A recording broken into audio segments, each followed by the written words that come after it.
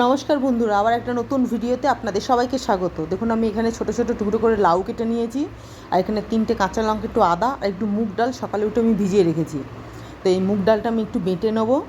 আর আজকে আমি করছি একটা অন্যরকম রান্না, আমি এটা ট্রাই করছি। এটা নিরামিষ একটা পদ, আপনারা নিরামিষের দিনে এটা করতে পারেন। এটা পেঁয়াজ রসুন ছাড়াই রান্না, আর আমি এটা মুগ ডাল দিয়ে করেছি।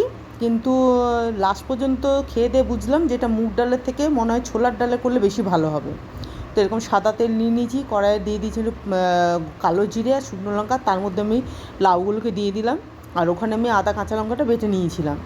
আর একটুখানি লাউটাকে ভালো করে নাড়াচাড়া করে নিয়ে এর মধ্যে দিয়ে দিলাম নুন দিয়ে একটু ভালো করে নাড়াচাড়া করে নিয়ে আমি তার মধ্যে দিয়ে দিলাম হচ্ছে সমস্ত রকম মশলা, ঢাকা দিয়ে একটুখানি ঢাকা দিয়ে একটু নরম হয়ে যায়।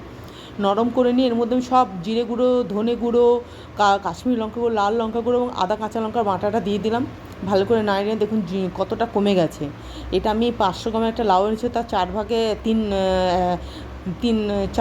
3 ভাগ আমি দিয়ে দিয়েছিলাম। এর মধ্যে জল দিয়ে দিলাম। তারপর আমি এই যেটা মুগ ডালটা বেটেছি তার বড়াটা এর মধ্যে এমনি করে দিয়ে দিয়েছিলাম।